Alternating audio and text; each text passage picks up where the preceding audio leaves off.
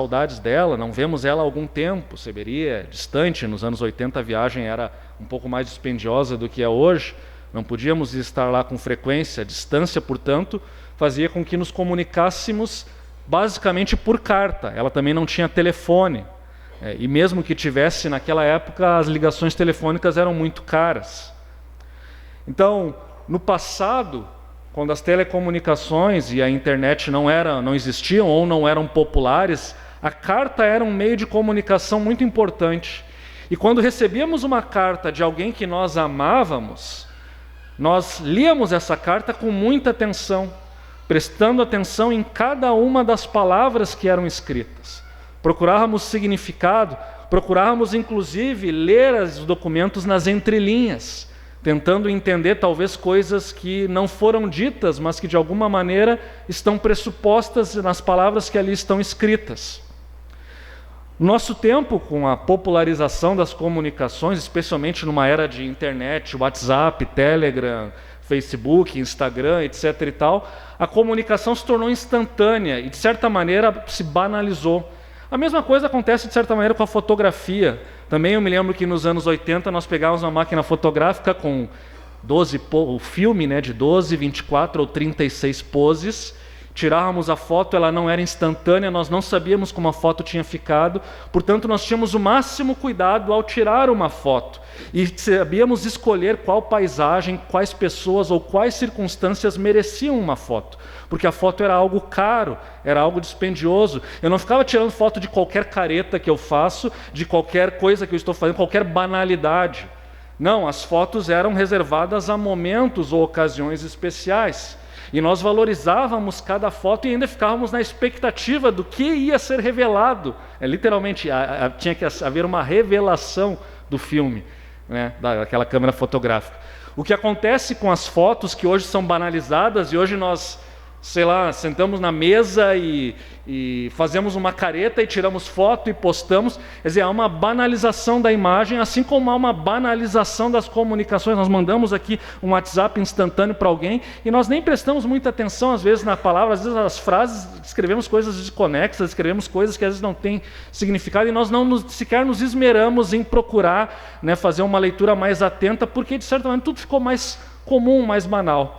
Mas quando nós olhamos aqui para a carta de Paulo, a carta que Paulo escreveu aos Filipenses, nós temos que ter essa mentalidade, portanto, mais antiga, do quão especial e do quão importante é receber uma carta de alguém que nós amamos. Seja, assim como nós valorizamos na carta, seja de um namorado, de um marido, de uma esposa, de um pai, de uma mãe, de um amigo íntimo, de alguém importante. Paulo, quando escreve essa carta aos Filipenses, ele está escrevendo ela para uma igreja que ele amava, e veremos isso ao longo das próximas mensagens, que ele amava de uma maneira muito especial. E essa igreja que estava lá naquela cidade de Filipos, por sua vez, amava Paulo também de uma maneira muito especial. Muitos estudiosos dizem, inclusive, que essa carta aos Filipenses é o que no mundo antigo eles chamavam de carta de amor ou carta de amizade. Por quê? Porque, ao contrário de todas as outras cartas que Paulo escreve no Novo Testamento, esta carta não tem como propósito corrigir a igreja de algum desvio doutrinário, de alguma heresia, e também não tem como propósito corrigir moralmente a igreja. Vejam, a carta aos Gálatas, por exemplo, Paulo está querendo corrigir um desvio doutrinário, eles estavam se tornando legalistas judaizantes. A carta aos Coríntios, Paulo está querendo corrigir a imoralidade sexual que tomava conta da igreja de Corinto. E Paulo está dizendo, isto é um pecado, e ele escreve, e não só a imoralidade sexual, mas uma série de outros desvios de conduta que havia naquela igreja, e também doutrinários. Mas aqui nós não encontramos isso. Paulo está querendo falar a respeito do seu ministério, ele está querendo se alegrar com aquilo que ele vê na igreja de Filipos, e veja, a igreja de Filipos não é uma igreja perfeita. Nas entrelinhas nós vemos que Paulo tem alguns conselhos, isso será visto também nas próximas mensagens.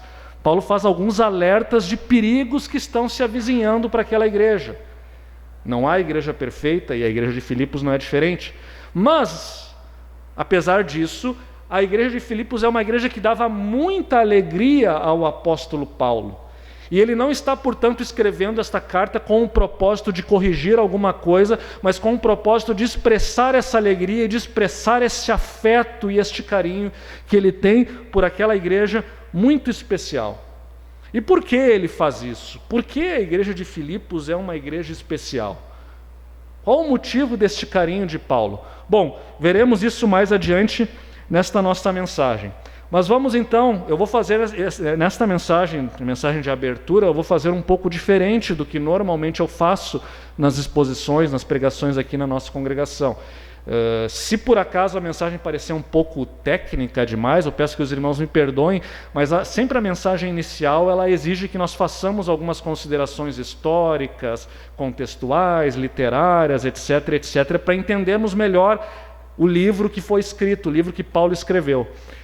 E eu farei isso ao longo da explicação da saudação. Eu vou falar dessas características históricas, contextuais e literárias desta carta, na medida em que eu vou explicando a saudação de Paulo à igreja de Filipos. Então, em primeiro lugar, o que nos chama a atenção nessa saudação? As cartas no mundo antigo, elas tinham uma saudação inicial parecida com essa daqui, mas elas eram saudações muito mais resumidas. E Paulo poderia ter usado uma saudação meramente formal e resumida, como se fazia no mundo antigo, no mundo greco-romano. Mas Paulo ele prefere fazer algo mais elaborado, mais teológico. Paulo poderia simplesmente ter dito assim: Paulo, à igreja de Filipos, saudações. Se ele fizesse isso, ele estaria escrevendo de uma maneira literária para as convenções da época, perfeitamente adequado. Estaria perfeitamente. Mas Paulo, ele não quer simplesmente fazer uma saudação formal.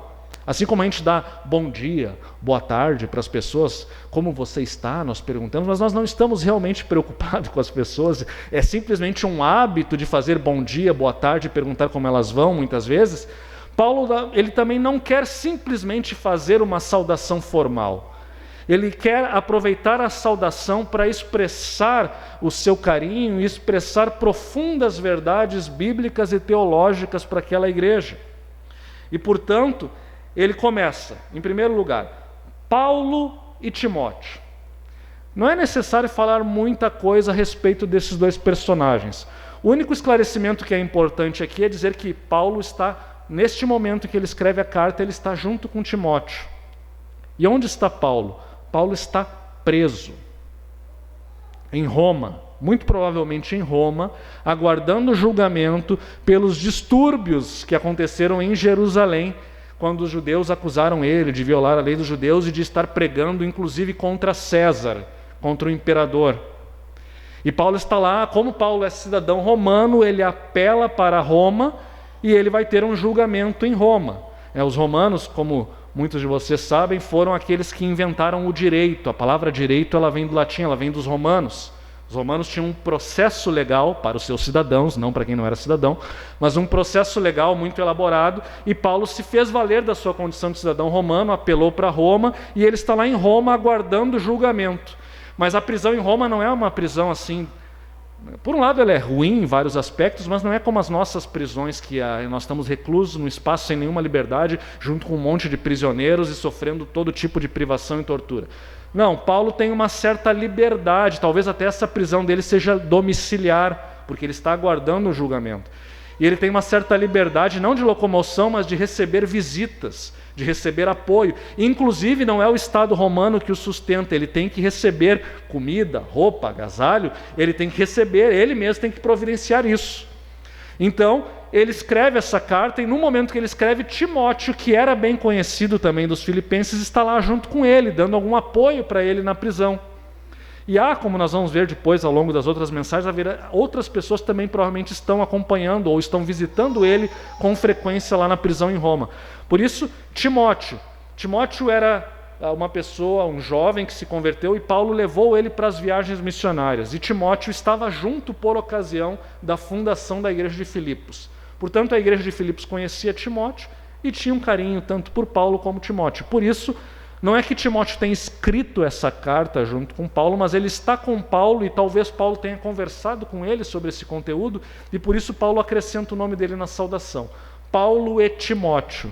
E só para lembrar, Paulo é aquele judeu, fariseu, que foi perseguidor da igreja, mas que quando estava indo lá para matar cristãos, Cristo o encontrou, ele teve um encontro com Cristo, e ele que não buscava Cristo, se encontrou com Cristo no caminho para Damasco e se converteu. Ele foi convertido a Cristo, podemos dizer assim.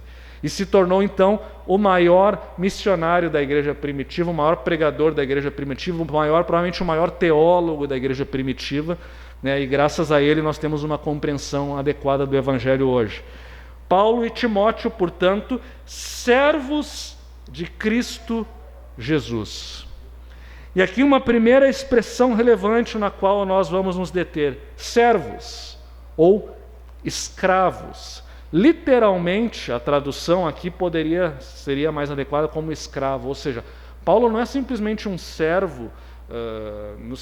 No mundo greco-romano, o escravo, não que a escravidão fosse tão ruim como na época da escravidão negra aqui, mas a escravidão ela significava literalmente uma escravidão, ou seja, eles pertenciam ao senhor, que era o proprietário do escravo, e o escravo era um objeto. Quando Paulo fala aqui de servo ou escravo de Jesus Cristo, dois sentidos aqui tem em mente. Em primeiro lugar, os sentidos do Antigo Testamento. Se vocês lembrarem da pregação que eu fiz na semana passada em Isaías, Deus fala dos seus servos. E quem são os servos de Deus? São os profetas. Moisés é considerado um servo de Deus. Até o próprio Ciro, o imperador persa, que vai permitir que Israel volte para sua terra, também é chamado de servo. Então, num primeiro sentido, Paulo e Timóteo, quando se proclamam como servos de Jesus Cristo, eles estão indicando que eles estão nessa continuidade. Eles são como os apóstolos, são como os profetas. Eles estão amando de Deus e estão falando em nome de Deus. Mas mais do que isso, há também um outro sentido, não tão, digamos, nobre, mas um sentido um pouco mais forte, intenso, que é o sentido de que eles são escravos de Jesus Cristo. Eles não pertencem a eles mesmos. Eles não fazem o que eles querem com a vida deles, mas toda a vida deles agora é dedicada ao ministério, é dedicada a pregar a respeito de Jesus Cristo. Eles são servos de Cristo Jesus no sentido de que, portanto, eles não são mais servos do pecado e, portanto, não estão mais sujeitos à morte, não tem mais medo da morte, não tem mais medo dos deuses deste século, dos senhores deste século, não servem mais o pecado e, portanto, não têm as suas vidas entregues ao pecado, porque agora eles pertencem a um outro Senhor, e esse Senhor é Jesus Cristo. E aí vocês vão dizer: poxa, Rodrigo, mas que coisa! Então quer dizer que aqueles que estão em Jesus Cristo são escravos, eles não têm liberdade? Muito pelo contrário. Já no mundo antigo, os próprios filósofos pagãos, como Aristóteles, por exemplo, diziam que a verdadeira liberdade era ter uma vida de virtude. Liberdade não é fazer aquilo que nós desejamos. Liberdade não é: tenho vontade de fazer uma coisa, vou lá e faço. Tenho vontade de ter relações sexuais, eu vou lá e faço com qualquer um. Isso é ser livre. Isso é o que o mundo diz que é livre. Mas isso não é liberdade verdadeira, isso é libertinagem. Além de imoralidade e pecado, é libertinagem. Nas Escrituras, assim, vejam, e não apenas nas Escrituras, mas na boa filosofia antiga, pagã, liberdade era viver de acordo com a nossa natureza para a qual nós somos criados. Liberdade, segundo Aristóteles, era viver uma vida virtuosa, era fazer aquilo que é certo, fazer aquilo que é adequado. Isso é liberdade.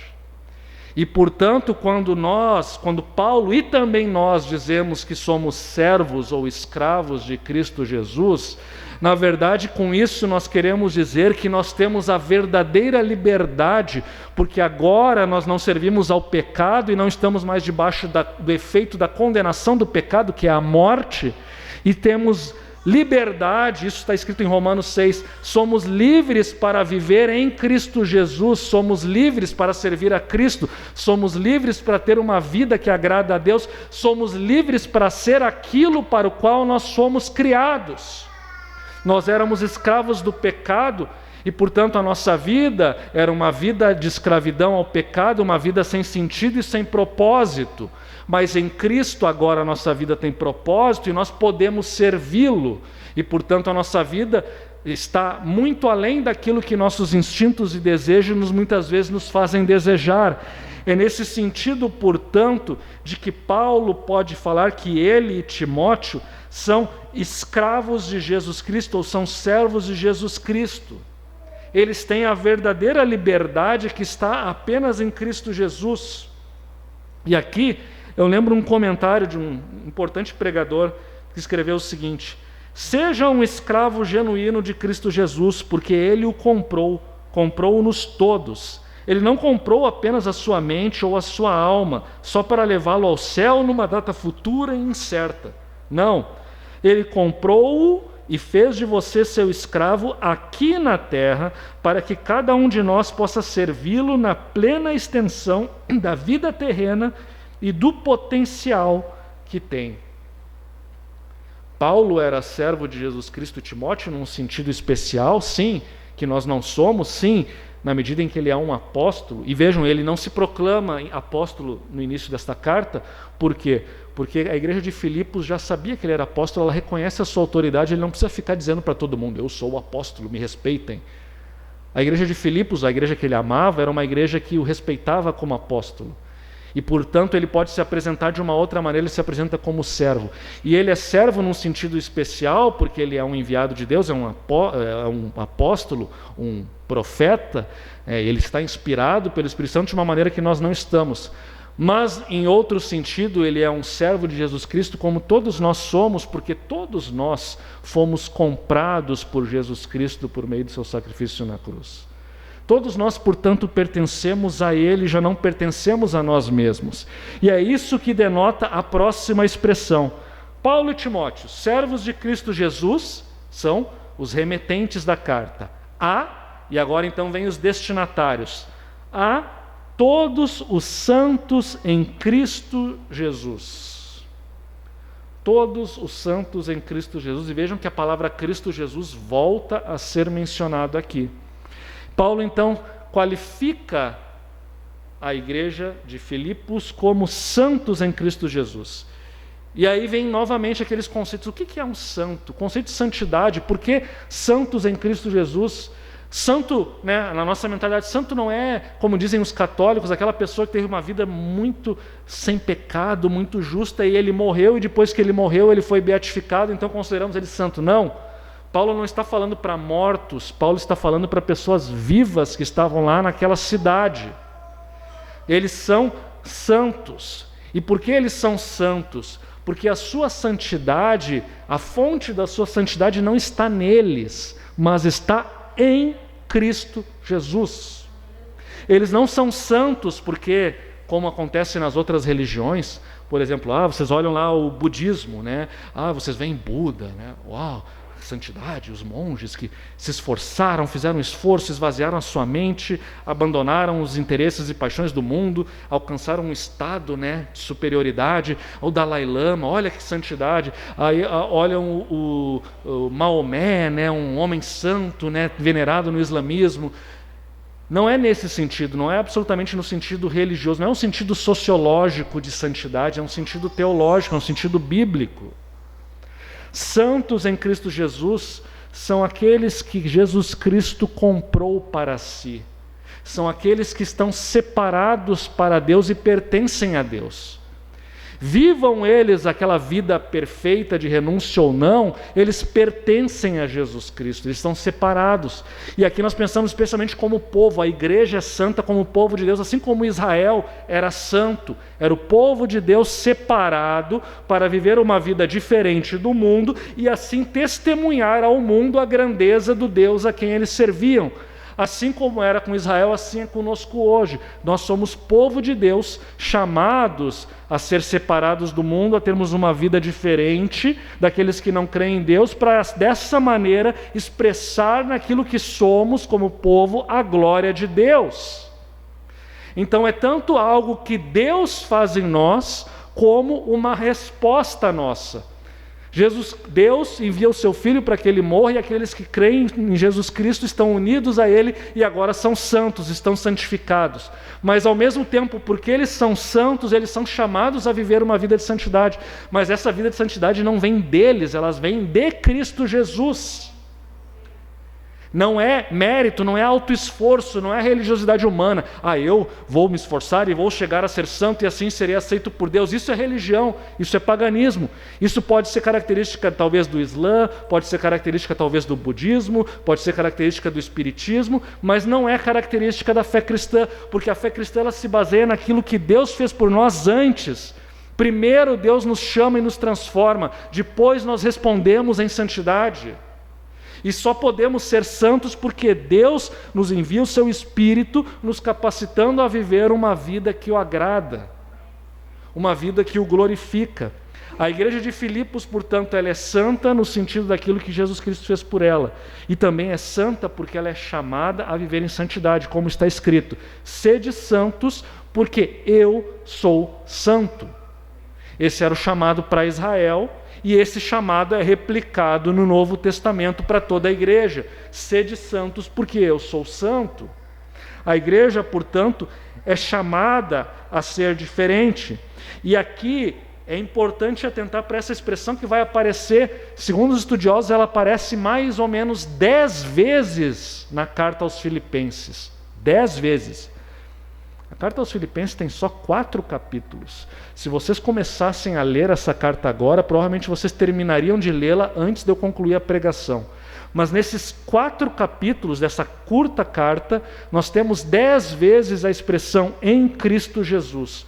Por quê? Porque Paulo dá uma importância muito especial. Essa expressão tem um significado profundo.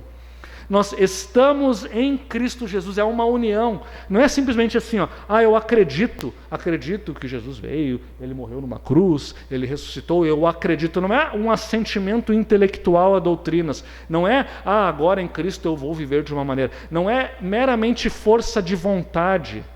Estar em Cristo Jesus é uma união, a expressão até que se usa na teologia, união mística. Estamos unidos a Cristo de tal maneira que a vida de Cristo agora é a nossa vida. Os princípios da vida espiritual de Cristo agora são os nossos princípios. É algo externo a nós. Nós agora, portanto, nos sujeitamos a Cristo porque estamos nele, e o princípio vital dele é o que opera em nós. Ele passa a ser como o ar que nós respiramos, ele passa a ser o nosso chão. Não tem mais como vivermos a não ser vivendo em Cristo, e é por isso que somos santos, inclusive porque estamos nele. Antes, segundo a Escritura, nós estávamos em Adão. O que é estar em Adão? É a condição de todo ser humano neste mundo de pecado. Lembre-se, Adão, Eva, Éden, pecado, desobediência, eles pecaram e desde então o ser humano é expulso do paraíso, está sujeito à morte, ao pecado e ao mal, é escravo do pecado e do mal, e todos aqueles que nascem são filhos de Adão e, portanto, herdam esta condição de pecado, eles se submetem a isso e por mais que eles tentem mudar, eles não conseguem. Eles não vão mudar, eles não vão ser pessoas melhores, não vão ser pessoas justas e santas aos olhos de Deus, porque eles estão marcados pelo pecado e pelo mal. É a depravação total, ou seja, o pecado original está em todos nós. Nós estávamos em Adão, mas agora, quando cremos em Cristo, agora há um novo princípio vital habitando em nós e agora nós estamos nele, somos nova criação, como cantamos aqui, e portanto nós não estamos mais em Adão, mas estamos em Cristo, e por isso temos a libertação do pecado, e por isso, ao ser escravos de Cristo, nós somos verdadeiramente livres, porque não precisamos mais ser sujeitos ao mal, e nós não tememos mais a morte, porque nós sabemos que a morte física neste mundo é apenas algo que acontece porque Cristo ainda não consumou o seu reinado, mas na sua vinda ele vai eliminar a morte para sempre, e nós teremos a vida eterna num corpo glorificado, com comunhão com ele para sempre. E teremos isso porque estamos em Cristo Jesus. Agora, portanto, quando nós nos transferimos para Cristo, a nossa natureza e o controle da nossa vida está colocado nele. E o principal sinal e símbolo deste acontecimento, dessa transformação, sair da esfera de Adão e se colocar na esfera de Cristo, é o batismo. Porque no batismo, quando nós descemos as águas, nós morremos para o pecado e nos libertamos do pecado, e subimos e ressuscitamos para uma nova vida, uma vida em Cristo e agora pertencendo a Jesus Cristo. O batismo, portanto, aponta para o fato de que pertencemos a Ele, não a nós mesmos, e que, portanto, a nossa vida deve ser dedicada totalmente a Ele. E aqui, portanto, eu faço uma aplicação. Eu não vou deixar para fazer aplicações ao final, farei aplicações ao longo da mensagem. A aplicação que nós fazemos dessa primeira parte, desse primeiro versículo de Paulo, na sua carta aos Filipenses, é que somos servos e somos santos em Cristo Jesus. Em Cristo Jesus estamos nele e pertencemos a Ele. Isso significa, portanto, que estamos debaixo do senhorio de Jesus Cristo. Todo aquele que se chama cristão, ele confessa Cristo, mas de fato ele é cristão quando ele confessa Cristo e ele está em Cristo e ele se submete a este senhorio de Jesus Cristo. Isso impacta a nossa vida no aspecto moral, espiritual, físico, laboral, em tudo aquilo que fazemos, em todas as nossas escolhas, em todas as nossas decisões, porque nós estamos em Cristo, nós somos servos de Cristo, somos escravos de Cristo, e portanto, o que nós temos que fazer é aquilo que Ele determina, aquilo que a Sua palavra nos ensina. As nossas escolhas e decisões são pautadas por Ele, e portanto, nós como povo de Deus não devemos... O erro mais comum da igreja contemporânea, eu falo aqui da igreja contemporânea de uma maneira ampla, porque as pessoas escrevem isso ao redor do mundo, os americanos escrevem isso, os europeus escrevem isso, os brasileiros escrevem isso. É um problema comum, e na verdade eu não sei se isso é apenas da igreja contemporânea, porque nós vemos isso também no passado, nós vemos quando eu preguei aqui sobre Jeremias, nós vimos isso também. Isso acontecia com Israel do Antigo Testamento, com Judá no Antigo Testamento. Parece que é uma característica do povo de Deus que parece que já tem a dádiva do Evangelho, mas na expectativa da vinda do reino ele ainda não vive da maneira coerente. Mas qual é a tentação, portanto, da igreja contemporânea, do povo de Deus contemporâneo?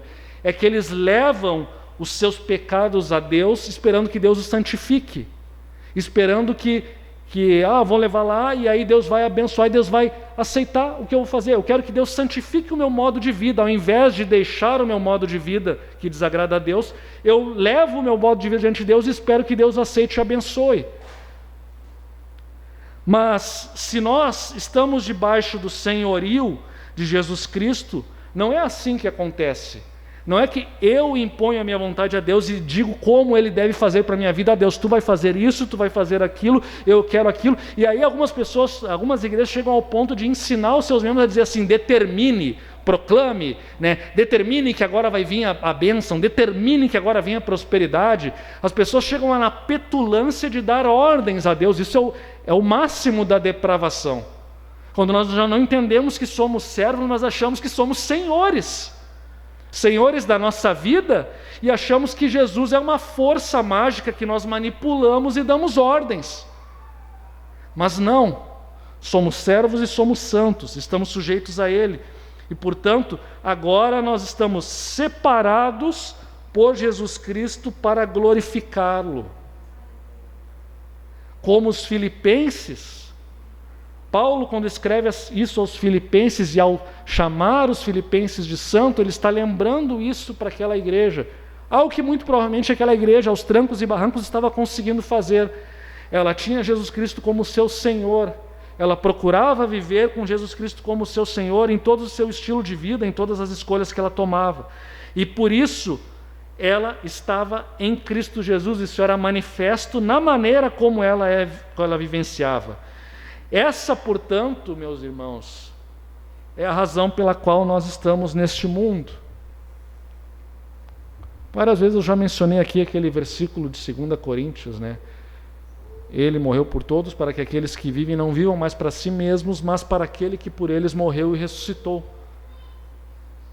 E Paulo depois vai continuar, e por isso que quem está nele já é nova criatura, as coisas antigas já passaram, eis que tudo se fez novo. E tudo isso provém de Deus, que reconciliou consigo mesmo. E nós somos embaixadores que proclamamos a mensagem de reconciliação ao mundo que está afastado de Deus. Tudo isso fazemos, portanto, porque estamos unidos a Jesus Cristo. E agora a nossa vida nós não vivemos mais para nós mesmos, mas por aquele que morreu por nós e ressuscitou. E que, portanto, nesta manhã, nessa primeira aplicação, que Deus possa conduzir nossos corações para que vivenciemos o Evangelho em nossas vidas, para que pautemos nossas escolhas e decisões por aquilo que Deus estipulou para nós. Que possamos encontrar o propósito, o sentido da nossa vida dentro desse plano que Deus tem para a sua igreja e para o seu povo. E Paulo vai continuar, ele direciona a sua carta aos santos em Cristo Jesus, inclusive bispos e diáconos que vivem em Filipos.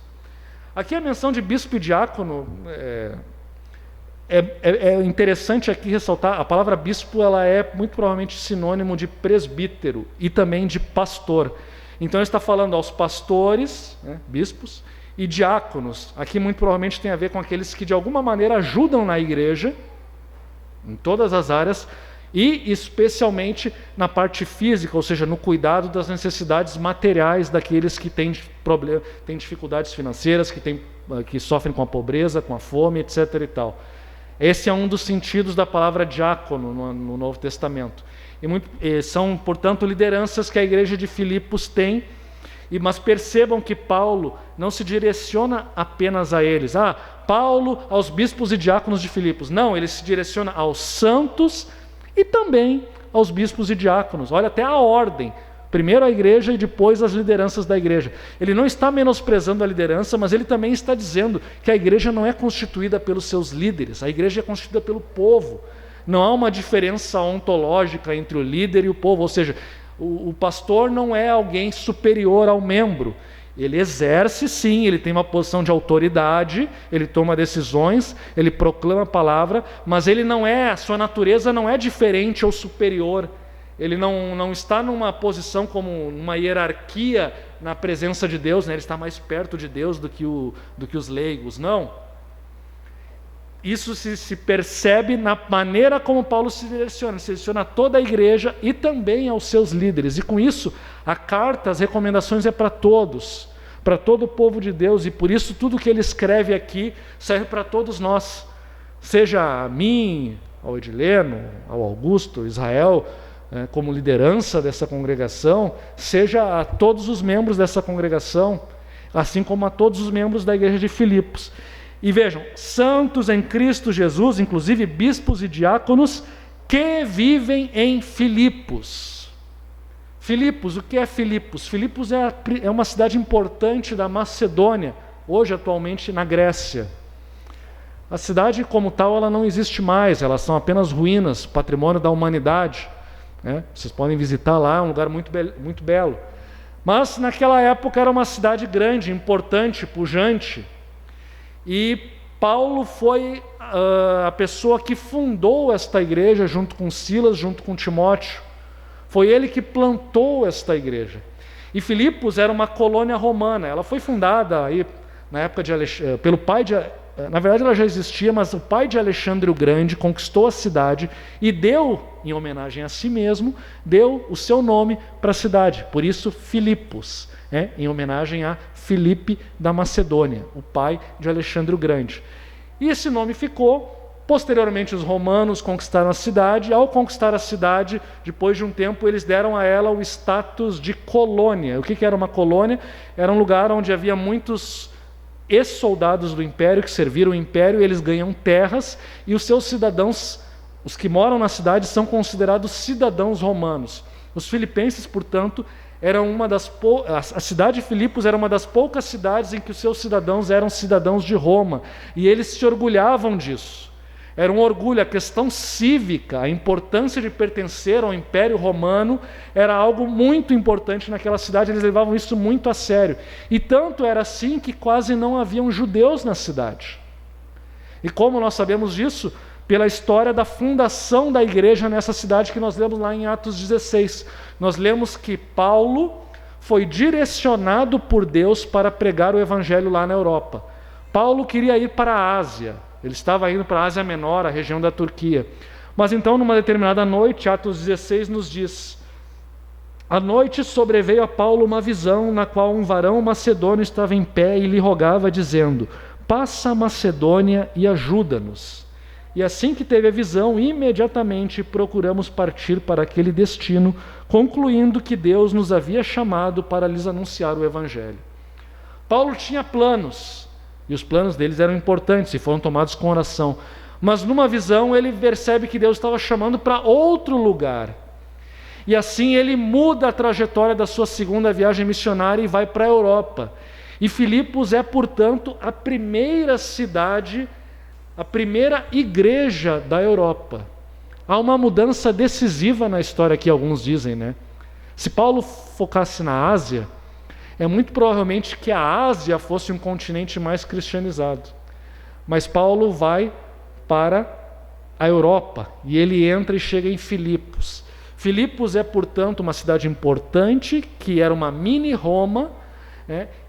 Um caminho entre a Europa e a Ásia, a Via Ignácia passava por ali, ligava Roma com a Ásia, e ali, portanto, a igreja da Europa começa e o processo de cristianização do mundo greco-romano ganha uma nova intensidade a partir daquela pequena igreja de Filipos. E Paulo vai, portanto, atendendo. Então percebam esses detalhes que vão fazendo com que nós entendamos o carinho que Paulo tem para a igreja. Já foi algo totalmente que ele não planejava, mas ele atende ao chamado divino. E quando Deus chama, Deus garante que as coisas vão acontecer. Mas quando nós continuamos a ler, eu não vou poder ler aqui todo o capítulo 16 por uma questão de tempo, nosso tempo está curto, mas quando nós vemos os fatos que aconteceram ali, nós aprendemos muito sobre a igreja, sobre a vontade de Deus e sobre como Deus conduz o seu povo. A fundação da igreja de Filipos não foi sem problemas. Paulo sofreu muita oposição. Em primeiro lugar, Paulo chega lá, não havia judeus. E o que ele faz? Ele vai para um lugar de oração às margens do rio. Não haviam judeus suficientes para fundar uma sinagoga. Paulo sempre ia na sinagoga anunciar o evangelho, mas como não havia sinagoga, ele vai para a beira de um rio esperando ver se tem alguma oportunidade. E quando ele chega lá, aparece uma mulher rica, poderosa, importante, comerciava púrpura, Lídia era o nome dela. E ele se assenta com ela e começa a falar do evangelho e ela crê. A palavra nos diz que o Espírito Santo abriu o coração de Lídia e ela creu. Enquanto o Senhor lhe abriu o coração para atender as coisas que Paulo dizia, e ela foi batizada e junto com sua casa, e pediu para que, se Paulo julgasse ela digna, que ficasse na casa dela, e eles acabaram constrangidos, por isso aceitaram e ficaram lá. A casa de Lídia foi a sede da primeira igreja. Ela era uma pessoa muito rica. Ela era da Ásia, uma asiática, morando em Filipos, uma pessoa da moda. Provavelmente hoje ela seria uma estilista famosa. Essa pessoa muito rica foi o primeiro convertido numa cidade da Europa. E ela demonstra hospitalidade abrindo a sua casa para receber a igreja. Percebam aí um primeiro indício de que aquela era uma igreja abençoada, uma igreja com consciência da transformação que o evangelho faz. Ela abre as portas da sua casa. A hospitalidade é uma característica importante da igreja verdadeira, dos cristãos. Hospitaleiro, abrir as portas, seja para o povo de Deus, seja para aqueles que buscam a Deus. E Lídia fez isso. E logo em seguida, o outro episódio é de uma endemoniada que ficava seguindo Paulo e dizendo que ele era servo de Deus Altíssimo. Ela era uma escrava grega que dava muito lucro para os seus senhores, e Paulo se indigna com aquilo e repreende e expulsa o demônio daquela jovem possessa. E os donos dela ficam indignados porque ela fazia adivinhações e dava lucro para eles. E aí eles pegam Paulo e Silas, que estavam junto com ele, e levam eles para os magistrados, e Paulo e Silas são espancados na frente da multidão, e depois são entregues ao carcereiro e são presos e são colocados num tronco, depois de serem sido açoitados. Imagine, ritual de humilhação, tira a roupa, pega uma vara e pá. E depois de tudo isso ainda coloca lá na prisão, no tronco, prende, né, e deixa a pessoa lá sofrendo, com as costas todas abertas, sangrando, né, passando a noite. Foi isso que aconteceu. E alguém poderia pensar assim: poxa, nós viemos aqui pela orientação de Deus, Deus que nos mandou para Macedônia. O que deu errado? Que nós agora tomamos essa surra, essa humilhação pública e ainda estamos presos numa cadeia. Paulo poderia ter feito isso, mas o que ele faz? A palavra de Deus nos diz que de noite, por volta da meia-noite, Paulo e Silas oravam e cantavam louvores a Deus e os demais companheiros de prisão escutavam. Ao invés de reclamar da atitude de Deus, ao invés de desconfiar que não, talvez não tenha sido vontade de Deus, ao invés de pensar que eu deveria ter tomado a minha decisão e seguido o meu caminho e não vir para a Macedônia, olha onde é que eu fui parar. Não, eles têm a consciência de que a obra de Deus, ela não acontece sem sofrimento. Eles têm a consciência de que, não obstante aos olhos humanos as coisas parecerem ter dado errado, Deus tinha um propósito para aquilo tudo que estava acontecendo. Deus, que é soberano, o Senhor da história, controla todas as coisas, e tudo o que acontece não acontece por acaso, e aquele sofrimento não seria em vão. E eles, portanto, ao invés de murmurar e reclamar, eles cantam de noite, e os companheiros ouvem, até que então sobrevém um terremoto, a terra treme e as cadeias de todos se soltam, as portas da prisão se abrem.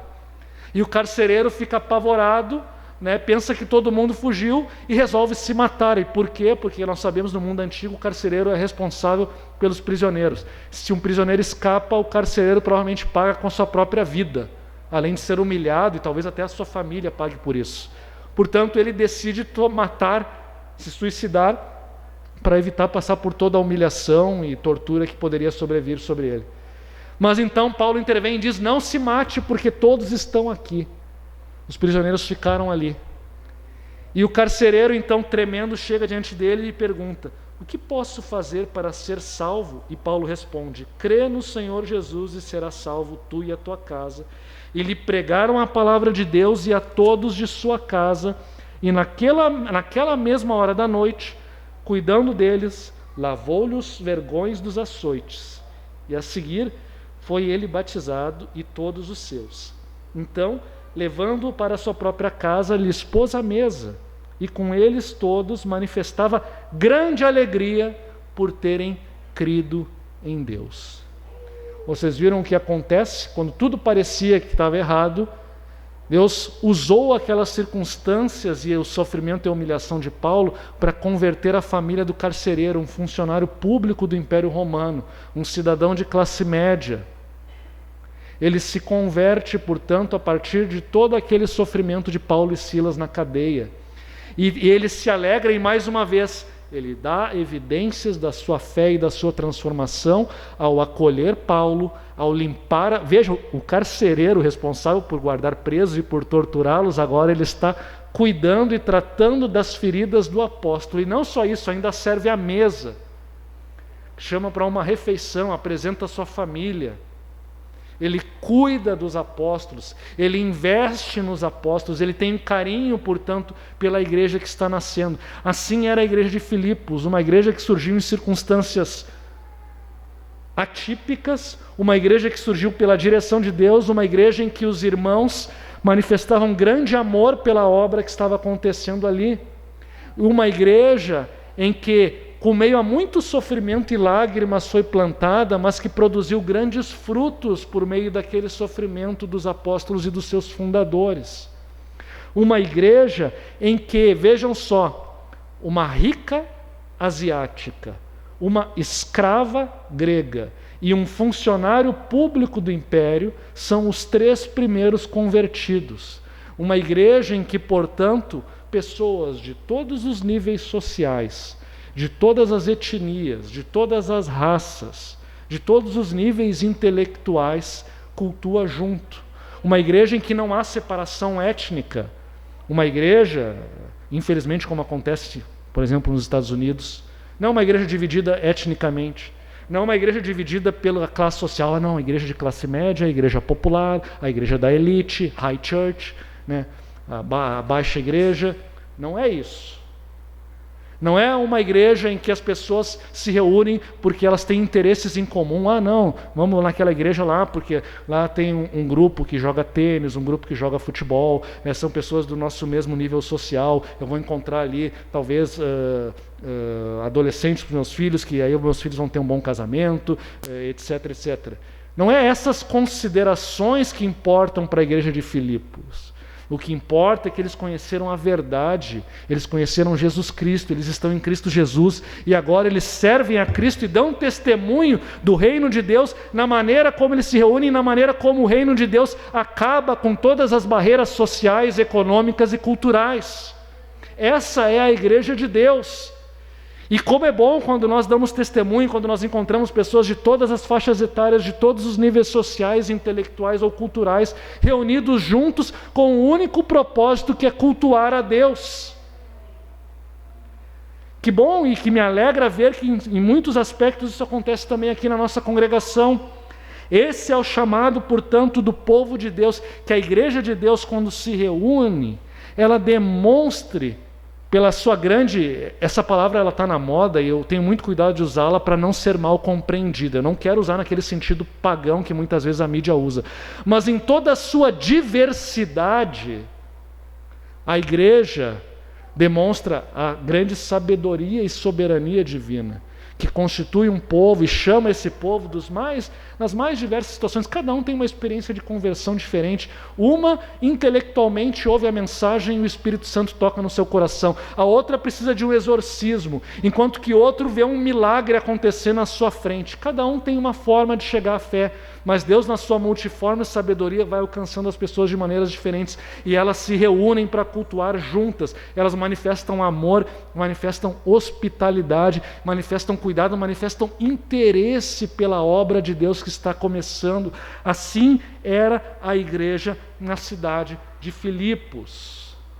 Eles são cidadãos do reino dos céus porque eles estão em Cristo Jesus, mas eles também são cidadãos de uma cidade, eles estão num local, e naquele local eles servem a Jesus Cristo com fidelidade. É para essa igreja, para essas pessoas, para esses irmãos nossos, que Paulo escreve a sua carta com muito cuidado, com muito carinho, e por isso é uma carta de amizade, uma carta de amor, onde ele expressa alegria, mas também dá conselhos para que essa igreja permaneça firme na fé, firme na sua hospitalidade, firme no seu cuidado, firme no seu compromisso com o reino de Deus. E a conclusão, portanto, e aqui eu já me encaminho para o encerramento,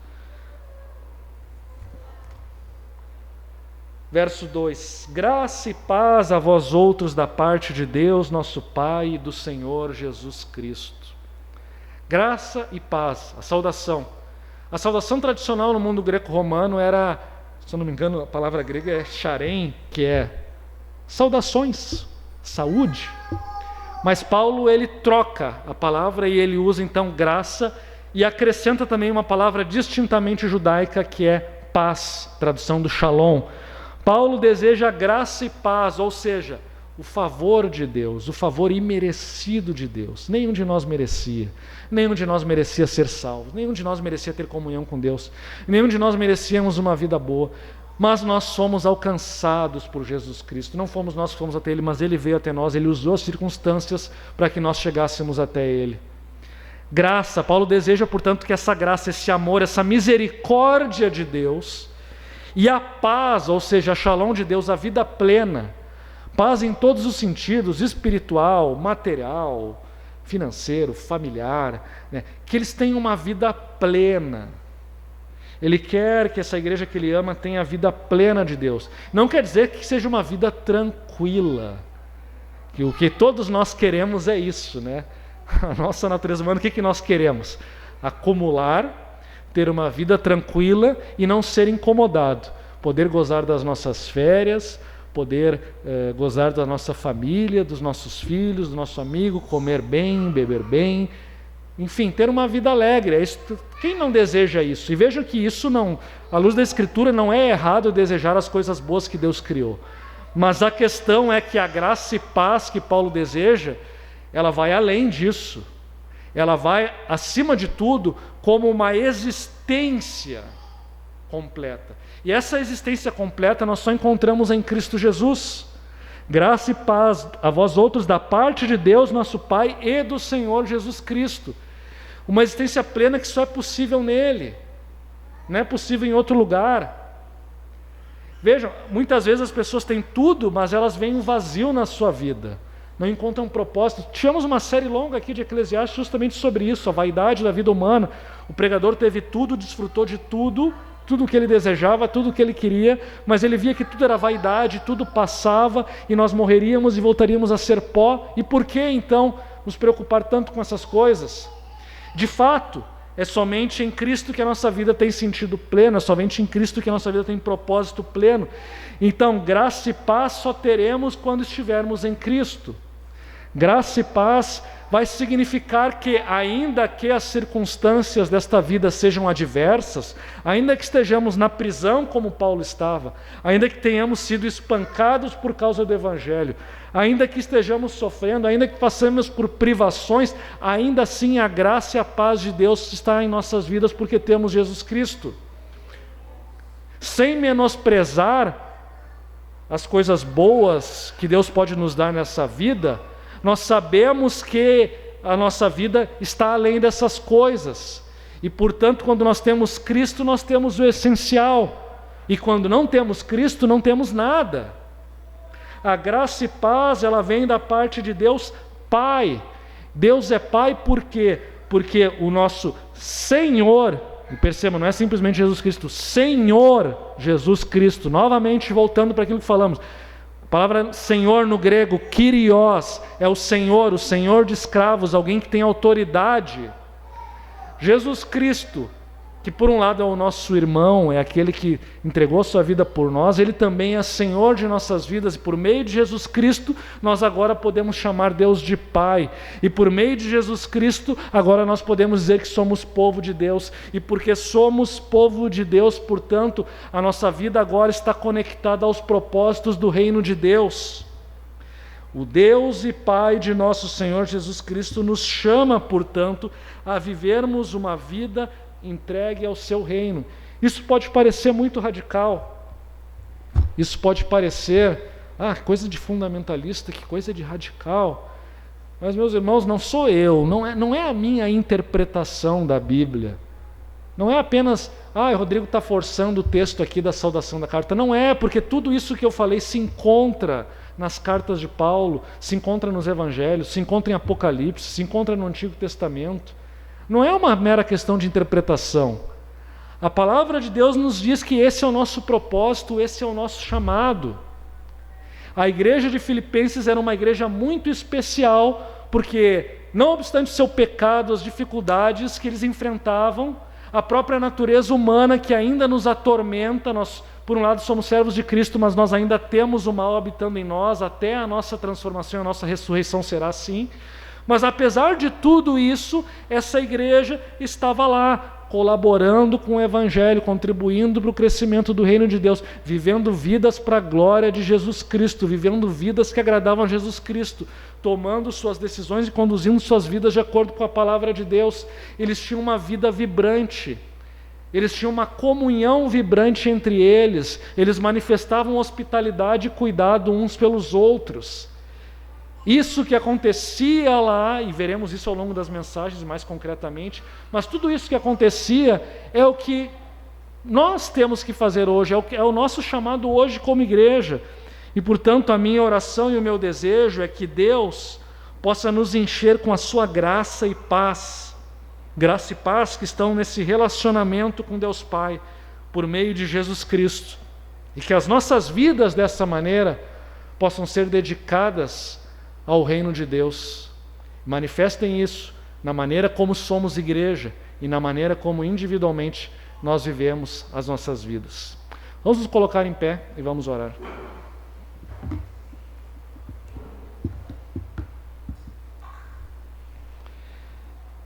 Deus Pai, Deus eterno, nesta manhã, Senhor, chegamos a Ti com o nosso coração, por um lado alegre, alimentados pela Tua palavra, por outro lado talvez contrito, abatido pelas verdades que a Tua palavra nos fala, pelo confronto que a Tua palavra faz, muitas vezes com o nosso egoísmo, com a nossa maneira de viver que não Te agrada, por não queremos fazer a Tua vontade.